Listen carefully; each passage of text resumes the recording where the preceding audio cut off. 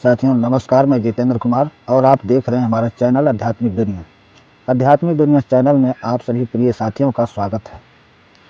साथियों, आज बसंत पंचमी का दिन है। आज माता सरस्वती की पूजा है और सौहार्द खुशियों का त्यौहार है। आने वाले समय में कुछ समय बाद होली का त्यौहार आ रहा है। बसंत पंचमी के बाद होली आती है। तो इन सभी पावन पर्व के शुभ अवसर पर आप सभी प्रिय साथियों को हार्दिक स्वागत और अभिनंदन है और आप सभी का दिन और समय शुभ हो, ये हमारी कामना है। परमेश्वर आपको सद्बुद्धि दे, सद्मार्ग पर चलने की प्रेरणा दे, ये हमारी कामना है। और आप सभी को ढेर सारी शुभकामनाएं इन सभी त्योहारों के लिए। तो साथियों, आइए आज हम कुछ चर्चा करते हैं जो आने वाला तो साथियों नमस्कार, आइए हम जिक्र करते हैं आने वाले कुछ समय के बारे में।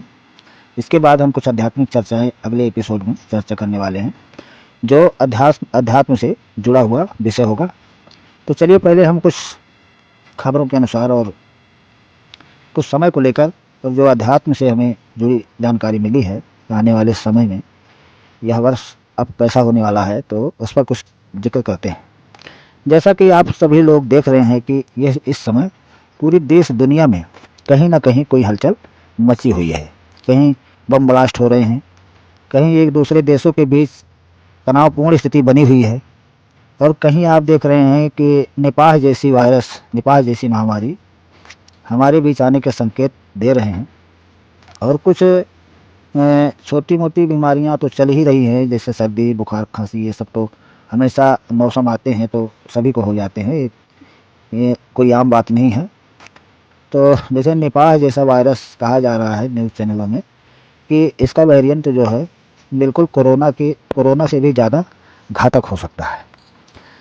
तो कहीं न कहीं ये बीमारी निपाह जैसा वायरस या और कोई महामारी हमारे बीच फरवरी के बाद से जो समय होगा, 20 फरवरी के बाद, यानी कि आधा फरवरी बीत जाने के बाद और मध्य जुलाई तक यह समय बिल्कुल भी ठीक नहीं है।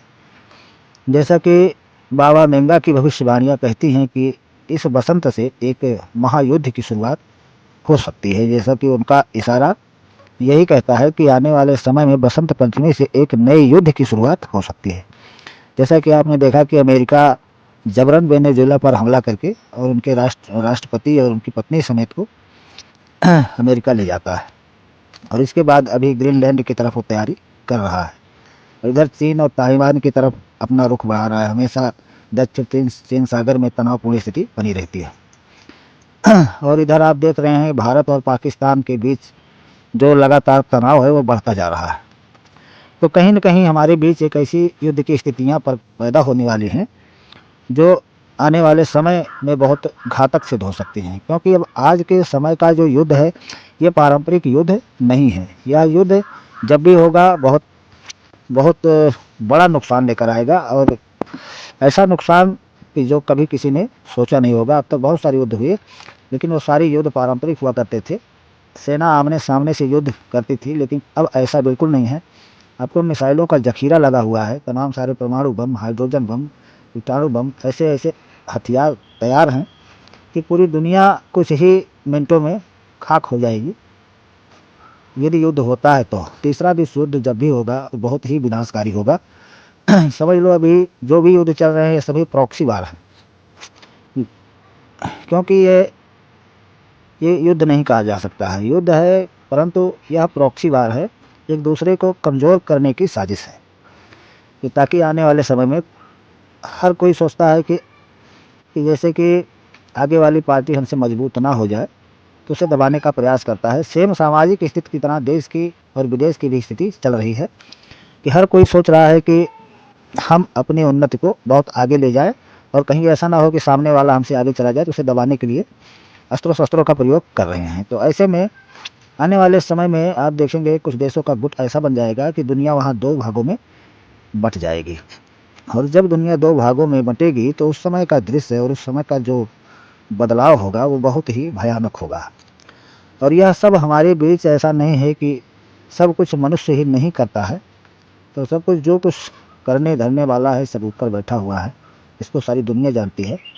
तो प्रकृति भी अपना संतुलन कायम करना चाहती है, तो इसमें जब तक कुछ न कुछ टूटेगा नहीं तो नया निर्माण हो नहीं सकता है। तो इस पर हम कहना चाहेंगे कि फरवरी के महीने से जो युद्ध हैं, ये जो युद्ध चल रहे हैं, ये युद्ध और भी घातक हो सकते हैं। पर जो नए नए युद्ध के फ्रंट हैं वो फरवरी के महीने में आप देखेंगे ये सभी खुलते हुए दिखाई देंगे।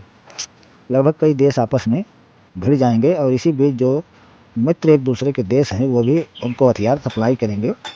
तो ऐसे में धीरे धीरे करके दुनिया दो भागों में बढ़ जाएगी, क्योंकि ऐसा नहीं होगा कि समझौता होगा और सभी लोग आपस में गुट बना लेंगे। तो ऐसा नहीं होगा, बस एक हथियार सप्लाई करेगा, दूसरा युद्ध करेगा और ऐसे ऐसे करके धीरे धीरे बढ़ते हुए चले जाएंगे। आने वाले समय में यह बहुत ही घातक रूप ले लेगा।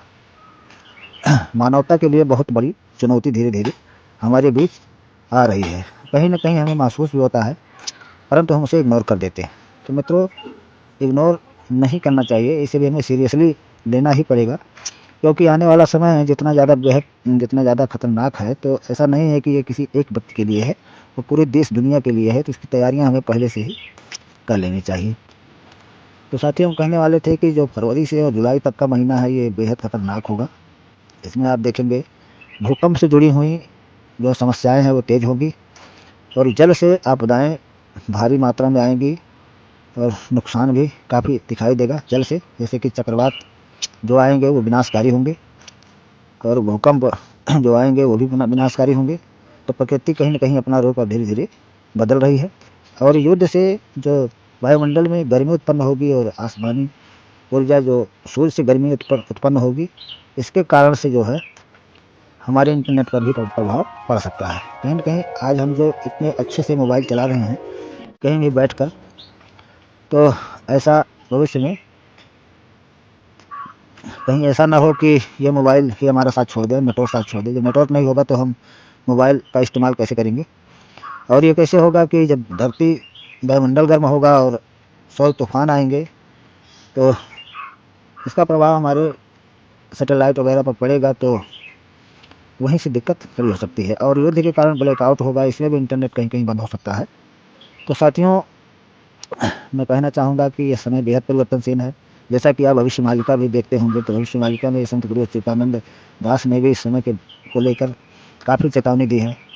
और बहुत सारे संत हमारे हिंदू धर्म ग्रंथों में जो लिखा गया है, बहुत सारे संतों की भविष्यवाणियाँ जो इस समय को लेकर बेहद हैरान करने वाली हैं। और विदेशी भविष्यवक्ता जो भविष्य देखने वाले थे, बाबा भिंगा जैसे हुए, नास्ट्राडामस हुए, तो ये सारे लोगों ने भी इस 2026 को लेकर काफ़ी हैरान कर देने वाली भविष्यवाणियाँ पहले से की हैं। तो अब धीरे धीरे समय आ रहा है जब भविष्यवाणियाँ सच होंगी। ये तो कहा नहीं जा सकता है कि बिल्कुल सच होंगी, लेकिन कुछ तो सच होती ही हैं।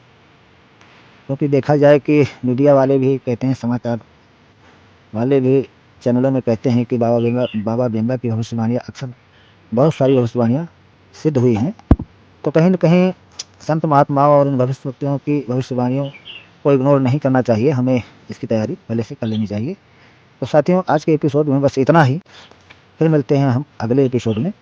ध्यान रहे, फरवरी से जुलाई तक का सफ़र बेहद कठिन होगा, इसमें युद्ध भी होगा और वायुमंडलीय उथल पुथल भी होगी और इसी के साथ जो है बीमारियों का भी बोलबाला तेज होगा। तो साथियों, सतर्कता और सावधानी बरतना हमारी मजबूरी है। तो ऐसे में साथियों, अब हम अपनी वीडियो को यहीं स्किप करते हैं। अगर हमारी वीडियो अच्छी लगती है तो आप एक लाइक और सब्सक्राइब करते जाइएगा, जिससे आने वाले समय में हम आपको और अच्छी जानकारी दे सकें। तो साथियों, नमस्कार, जय माता दी, जय भगवान शिव, जय सनातन धर्म।